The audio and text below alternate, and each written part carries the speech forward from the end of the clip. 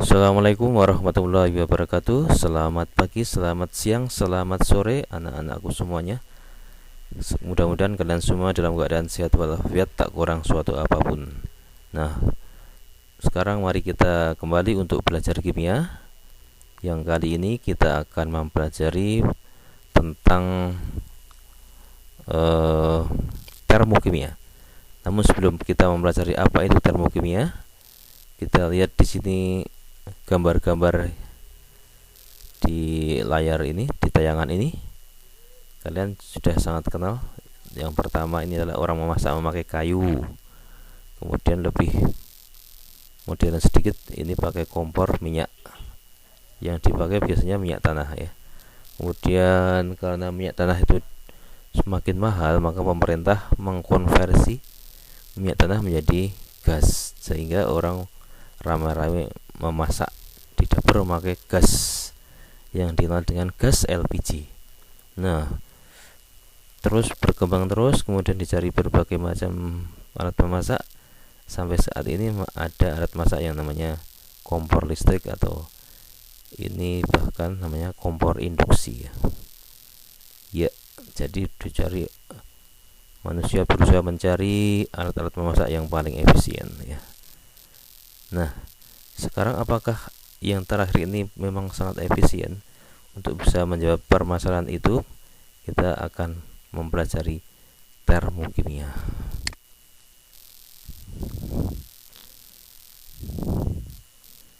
Ya, termokimia. Apa itu termokimia? Termokimia adalah cabang ilmu kimia yang mempelajari hubungan antara kalor atau energi panas dengan reaksi kimia atau proses-proses yang berhubungan dengan reaksi kimia. Misalnya mencair, menguap, mengembun, menyublim dan sebagainya ya. Oke. Ya. Kemudian sebelum kita ke termokimia, kita perlu tahu KD atau kompetensi dasar yang akan kita pelajari ya. Ini kompetensi dasarnya, bisa dibaca sendiri ya. Menjelaskan konsep perubahan entalpi reaksi pada tekanan tetap dalam persamaan termokimia. Menyimpulkan hasil analisis data percobaan termokimia pada tekanan tetap. Kemudian indikator pencapaian kompetensi. Pertama, mengidentifikasi sistem dan lingkungan. Kedua, menjelaskan reaksi eksoterm dan endoterm berdasarkan hasil percobaan. Yang ketiga, menentukan reaksi eksoterm dan endoterm berdasarkan diagram tingkat energi. Kemudian untuk KD keterampilan, yang pertama, merancang percobaan reaksi eksoterm dan reaksi endoterm. Yang kedua, melakukan percobaan reaksi eksoterm dan reaksi endoterm. Yang ketiga, menyimpulkan percobaan reaksi eksoterm dan reaksi endoterm. Yang keempat, menyaksikan hasil percobaan reaksi eksoterm dan endoterm. Demikian indikator pencapaian kompetensi. Jadi diharapkan nanti setelah mempelajari termokimia, kalian itu memiliki kompetensi atau kemampuan seperti ini ya. Oke. Berikutnya kita teruskan. Yang pertama, sistem dan lingkungan. Apa itu sistem dan lingkungan? Sistem adalah segala sesuatu yang menjadi pusat perhatian dalam mempelajari perubahan energi. Misalnya, sistem itu merupakan reaksi yang terjadi di dalam gelas kimia. Lingkungan adalah segala sesuatu di luar sistem yang membatasi sistem dan dapat memengaruhi sistem. Berikutnya, sistem dibedakan menjadi tiga, yaitu sistem terbuka, sistem tertutup, dan sistem terisolasi. Sistem terbuka adalah suatu sistem yang memungkinkan pertukaran kalor dan materi antara sistem dan lingkungan. Contoh reaksi logam natrium dengan logam air dalam tabung terbuka. Ya, nah ini reaksinya ya. Ada yang bulat padat, ada yang bulat cair, ada yang bulat gas ya. H2 yang terbentuk dan kalor yang dihasilkan akan keluar dari sistem menuju ke lingkungan ya. Teruskan. Berikutnya, sistem tertutup adalah suatu sistem yang memungkinkan terjadi pertukaran kalor tetapi tidak terjadi pertukaran materi ya. Kemudian yang berikutnya, sistem terisolasi adalah sistem yang tidak memungkinkan terjadi pertukaran materi dan kalor antara sistem dan lingkungan. Misalnya reaksi yang terjadi dalam termos yang rapat. Oke. Ini ilustrasi jenis-jenis sistem. Ini sistem terbuka ya.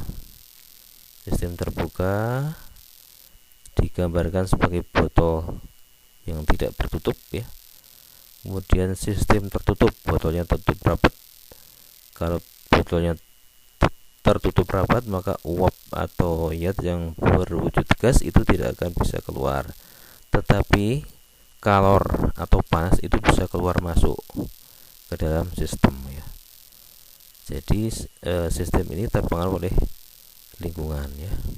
Gitu. Demikian juga tadi sistem terbuka. Kalau terbuka, panasnya juga bisa keluar masuk ya. Karena tidak tertutup, maka materinya itu bisa keluar masuk ya. Kemudian sistem terisolasi ini ya, seperti gambarnya yang mudah itu seperti termos air panas itu ya. Jadi itu sistem terisolasi. Kalornya itu disekat dengan suatu alat penyekat ya, sehingga kalor itu diharapkan tidak bisa keluar dari sistem ya. Nah, kalau sistem terisolasi itu sempurna atau kita dapat membuat termos yang sempurna, maka air panas yang kita simpan dalam termos itu bisa bertahan selama-lamanya ya. Sayangnya belum ada yang seperti itu ya sekarang. Oke, kita lanjutkan ya. Entalpi dan perubahan entalpi. Entalpi adalah jumlah energi yang dimiliki sistem pada tekanan tetap. Entalpi atau H dirumuskan sebagai jumlah energi yang terkandung dalam sistem dan kerja atau W. Ini rumusnya ya. W P kali V. P adalah tekanan, V adalah volume. Oke. Kemudian perubahan entalpi. Perubahan entalpi lambangnya delta H. Perubahan entalpi itu dirumuskan entalpi awal dikurangi entalpi akhir. Entalpi awal adalah entalpi sebelum reaksi atau hal ini adalah reaktan. Kemudian entalpi akhir, entalpinya sudah reaksi atau produk ya. Sehingga delta H dirumuskan entalpi produk dikurangi entalpi reaktan ya. Itu. Yuk, kita lanjutkan. Reaksi eksoterm endoterm. Sebagian besar reaksi kimia tidak tersekat dengan lingkungannya. Jika campuran reaksi membebaskan energi, maka akan melepaskan panas. Setiap perubahan yang membebaskan energi ke lingkungan disebut dengan reaksi eksoterm. Jadi, jika terjadi reaksi eksoterm, suhu campuran reaksi akan naik dan energi potensial bahan kimia yang terlibat akan berkurang. Oke. Kadang-kadang perubahan kimia terjadi dengan menaikkan energi potensial zat-zat yang terlibat. Berarti terjadi penurunan energi kinetik atau penurunan suhu. Jika campuran reaksi tidak tersekat, maka kalor dari lingkungan masuk ke dalam sistem. Reaksi ini disebut dengan reaksi endoterm. Suhu campuran reaksi turun dan energi potensial bahan bertambah. Jadi, reaksi eksoterm adalah reaksi yang disertai pelepasan kalor dari sistem ke lingkungan atau reaksi yang melepas kalor. Ciri khas reaksi eksoterm adalah selama reaksi berlangsung terjadi kenaikan suhu atau suhu sistemnya itu naik. Pada reaksi eksoterm, entalpi awal lebih besar dibanding entalpi akhir, sehingga kalau kita masukkan dalam rumusan delta H atau perubahan entalpi, di mana perubahan entalpi sama dengan entalpi akhir dikurangi entalpi awal, maka perubahan entalpinya kurang dari 0 atau nilainya negatif. Reaksi endoterm adalah reaksi yang disertai dengan perpindahan kalor dari lingkungan ke sistem atau reaksi yang sistemnya menyerap kalor. Ciri khas reaksi endoterm adalah selama reaksi berlangsung terjadi penurunan suhu. Pada reaksi eksoterm, entalpi awal lebih kecil dibandingkan entalpi akhir, sehingga perubahan entalpinya atau delta H-nya itu lebih besar daripada 0 atau nilainya positif. Ya, ini diagram dari reaksi endoterm eksoterm. Sistem itu akan menyerap kalor dari lingkungan ke sistem, sehingga delta H menjadi positif, ya.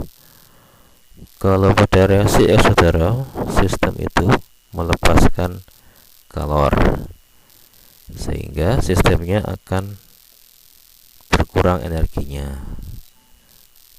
Oleh karena itu, delta H-nya berharga negatif. Ya. Sekarang diagram tingkat energi. Diagram entalpi pada reaksi eksoterm, ya, di mana entalpi reaktan itu lebih besar dibandingkan dengan entalpi produk. Jadi produk itu letaknya di bawah, ya. Ini kalau sumbu ke atas atau sumbu tegak itu entalpi, sumbu mendatar adalah jalannya reaksi, sehingga terjadi penurunan entalpi.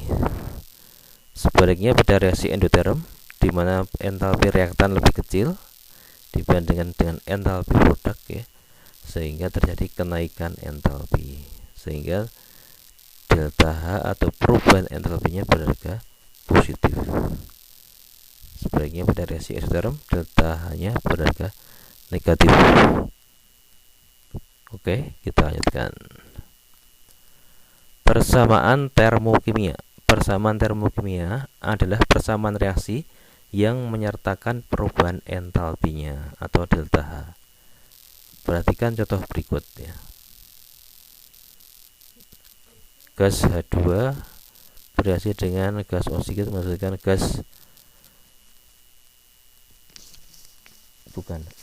menghasilkan air, ya, menghasilkan air. Ini delta H-nya kalau diukur minus 285,85 kJ per mol. Artinya pada pembentukan 1 mol air atau H2O dari gas hidrogen dan gas oksigen dibebaskan energi sebesar 285,85 kJ. Tanda negatif menunjukkan bahwa reaksinya bersifat eksoterm. Contoh yang kedua, H2O atau air yang berwujud cair, kalau diuraikan itu menjadi unsur-unsur pembentuknya, yaitu unsur hidrogen dan unsur oksigen yang dalam bentuk stabilnya berupa gas. Nah, ini diperlukan energi sebesar 285,85 kJ per mol. Artinya pada penguraian 1 mol H2O menjadi gas hidrogen dan gas oksigen diperlukan energi sebesar 285,8 kJ. Tanda positif menunjukkan bahwa reaksinya bersifat endoterm atau reaksi yang menyerap kalor. Oke, kita lanjutkan. Ya, ini diagram energi yang dikaitkan dengan persamaan termokimia. Ini reaksi pembentukan air, delta H-nya atau perubahan entalpinya bersifat negatif ya. Ya, kemudian yang berikutnya penguraian air menjadi unsur-unsur pembentuknya yang paling stabil. Delta H-nya positif ya. Sehingga reaksinya ini bersifat endoterm. Nah, kalau endoterm itu ada kenaikan entalpi panahnya tuh naik ya. Itu yang perlu diingat. Oke, kita lanjutkan. Ya. Perubahan entalpi standar. Atau di sini lambangnya delta H, terus kemudian ada seperti derajat ya.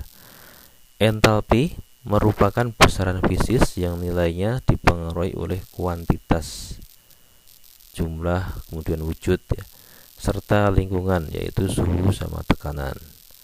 Perubahan entalpi standar adalah perubahan entalpi atau delta H reaksi yang diukur pada kondisi standar, yaitu pada suhu 298 Kelvin, tekanan 1 atmosfer.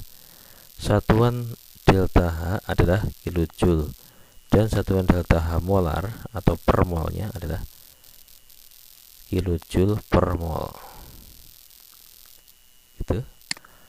Ya, jenis-jenis perubahan entalpi standar. Perubahan entalpi pembentukan standar atau standard enthalpy of formation.